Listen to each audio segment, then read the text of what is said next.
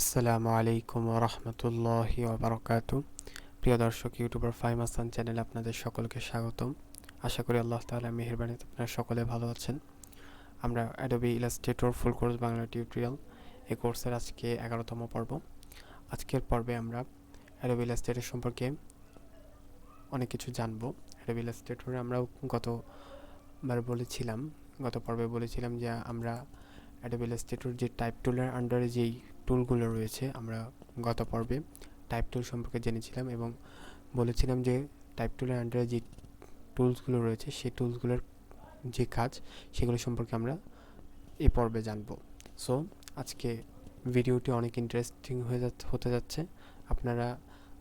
আপনারা ফুল ভিডিওটি দেখবেন এবং এখান থেকে অনেক কিছু শিখতে পারবেন ইনশাআল্লাহ।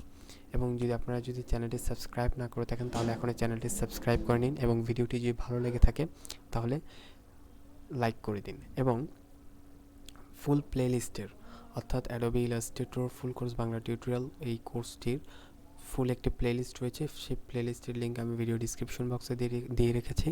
আপনারা সেখান থেকে গিয়ে ফুল প্লেলিস্টটি ওয়াচ করতে পারেন এবং আপনারা অনেক কিছু শিখতে পারবেন ইনশাআল্লাহ।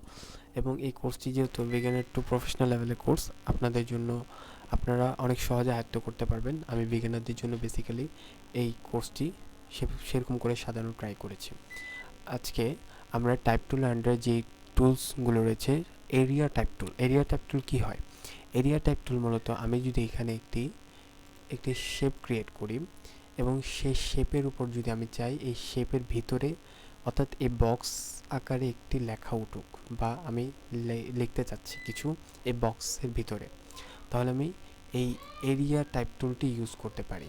এরিয়া টাইপ টুলটি যখন আমি সিলেক্ট করব এবং সিলেক্ট করার পর আমি এই কর্নারে যদি একটি ক্লিক করি তাহলে দেখুন এখন আমার এই বক্সের ভিতরে বিভিন্ন লেখা উঠে গিয়েছে। এবং আমি যদি এগুলোর সাইজ একটু বড় করি তাহলে দেখতে পাচ্ছেন এখানে অনেকগুলো লেখা উঠে গিয়েছে। এখন আপনারা চাইলে এখান থেকে বিভিন্ন লেখা আপনারা এই বক্সটির ভিতরে লিখতে পারেন। এটি হলো মূলত এরিয়া টাইপ টুলের কাজ। আপনারা যে কোনো এরিয়ার ভিতরে আপনারা টাইপ করতে পারবেন। ওকে, সো এই জন্যই মূলত এই এরিয়া টাইপ টুলটি ব্যবহার করা হয়। এরপরে যে টাইপ টুলটি রয়েছে সেটি হলো টাইপ অন এ পাথ টুল, অর্থাৎ এই টুলটি পাতের উপর কাজ করে। এখন পাত কিভাবে কাজ করবে? এখন এই টুলটি দেখুন একটু আঁকা বাঁকা রিলেটেড আপনাকে কি টেক্সট টাইপ করার সুযোগ করে দিবে। কীরকম? এখন আমি যদি এখানে একটি সার্কেল নিই এবং সার্কেল নেওয়ার পর আমি যদি চাই এই সার্কেলের চারপাশে লেখা আমি লিখতে চাচ্ছি, তাহলে আমি এই area type on A path টুল যদি আমি সিলেক্ট করি এবং এই সার্কেলের একটি অংশে যদি আমি উপরে যদি ক্লিক করি তাহলে দেখুন এখন চারপাশে লেখাটি উঠে গেছে এবং আমি যদি চাই এখানে যে কোনো কিছু লিখতে তাহলে আমরা লিখতে পারবো। ঠিক আছে, এখানে আমরা বিভিন্ন বিষয় লিখতে পারবো।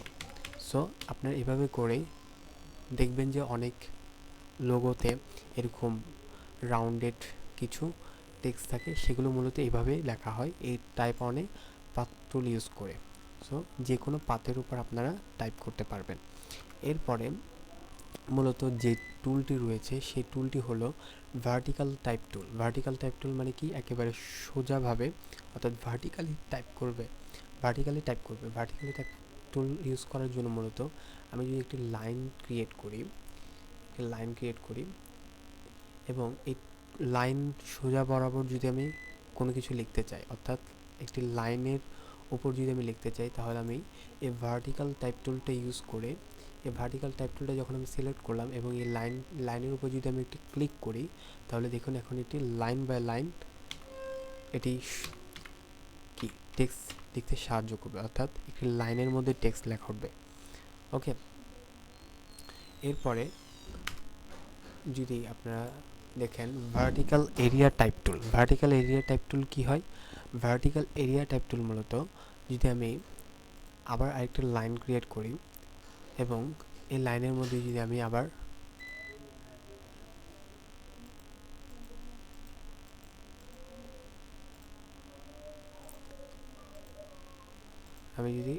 একটি শেপ যদি ড্র করি এবং এই শেপের উপর যদি আমি ভার্টিক্যালি টাইপ করতে চাই তাহলে দেখুন এখানে ভার্টিক্যালি টাইপ হয়েছে, অর্থাৎ উপরে নিচে করে টাইপ হয়েছে। ওকে, এভাবে করে আপনারা ভার্টিক্যালি টাইপ করতে পারেন।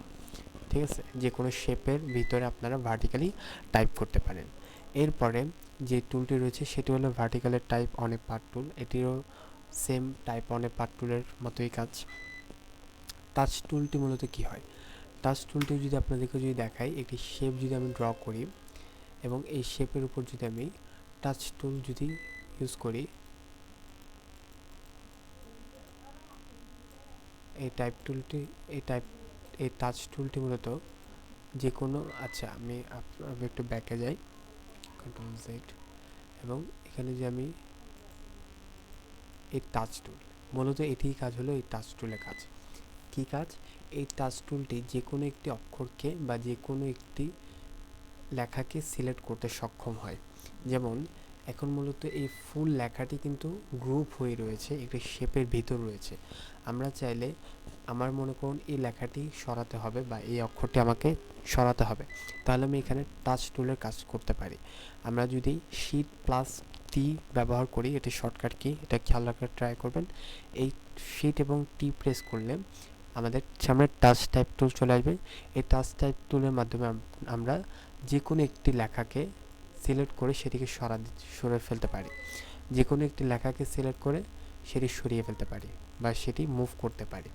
বাট এমনি কিন্তু সেটি পারা যেত না, কারণ এটি গ্রুপ হয়ে রয়েছে। ঠিক আছে, এটাই হলো মূলত টাচ টাইপ টুলের কাজ। সো আমরা আজকে area type tool, type on A path tool, vertical type tool, vertical area type tool, vertical type on A path tool, touch type টুল, এই টুলসগুলো আমরা আজকে শিখলাম এবং আমরা পরবর্তীতে অন্যান্য ভিডিওর মাধ্যমে আমরা অন্যান্য টুলসগুলো শেখার ট্রাই করব। এবং আপনাদেরকে আমি আগেও বলেছি এবং এখনও বলছি, প্লিজ আমার ভিডিওগুলো দেখে শুধু সময় নষ্ট করবেন না। সময় নষ্ট করবেন না কেন বলছি, আপনারা আমার ভিডিও থেকে দেখে শিখে নিজেরা অ্যাপ্লাই করুন। আপনারা যদি সফটওয়্যারটি যদি ডাউনলোড এবং ইনস্টল না করে থাকেন, তাহলে এই কোর্সের ফার্স্ট ভিডিওটি দেখে আসুন, তাহলে আপনারা এই অ্যাডোবি ইলাস্ট্রেটরটি ডাউনলোড এবং ইনস্টল করার ভিডিও আমি সেখান দিয়ে রেখেছি এবং সেটাতে আমি বলেছি কীভাবে আপনারা অ্যাডোবি ইলাস্ট্রেটর 2021-এর ভার্সনটি ডাউনলোড এবং ইনস্টল করবেন। ওকে, এবং কিভাবে করে সেটিকে ব্যবহার করবেন আমি সব কিছু আপনাদেরকে দেখিয়ে দিয়েছি।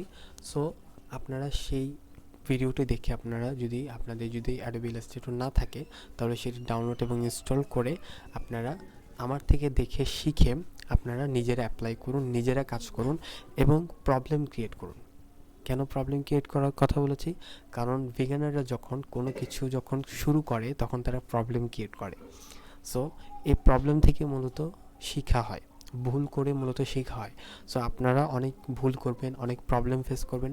আপনারা আমাকে কমেন্ট করে জানান আপনারা কোন কোন প্রবলেমের মধ্যে সম্মুখীন হয়েছেন। আমি ইতিপূর্বে অনেকগুলো প্রবলেম নিয়ে আলোচনা করেছি, যাতে বিগিনাররা যে প্রবলেমগুলোর সম্মুখীন হয় সেই প্রবলেমগুলো নিয়ে আমি আলোচনা করেছি এবং সলিউশনগুলো আমি বলে দিয়েছি। সো আপনারাও যখন আমার থেকে শিখে নিজেরা অ্যাপ্লাই করবেন এবং নিজেরা যখন কাজ করবেন, তখন অনেক সমস্যার সম্মুখীন হবেন। সেই সমস্যাগুলো আপনারা আমাকে শেয়ার করবেন, কমেন্টে জানাবেন, আমি সেগুলোর সলিউশন আপনাদেরকে বলে দেওয়ার ট্রাই করব। সো সকলে ভালো থাকবেন, সুস্থ থাকবেন। আজকে ভিডিওটি এ পর্যন্তই। আগামী ভিডিও দেখার জন্য চ্যানেলটি সাবস্ক্রাইব করে বেল আইকনটি বাজিয়ে দিন। ওকে, আসসালামু আলাইকুম ওয়া রাহমাতুল্লাহি ওয়া বারাকাতুহু।